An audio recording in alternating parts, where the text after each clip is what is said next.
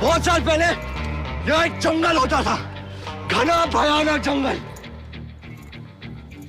फिर यहाँ एक शहर बन गया, साफ सुथरे मकान, सीधे रास्ते, सब कुछ तरीके से होने लगा। पर जिस दिन जंगल कटा, उस दिन परिंदों का एक झुंड यहां से हमेशा के लिए उड़ गया, कभी नहीं लौटा।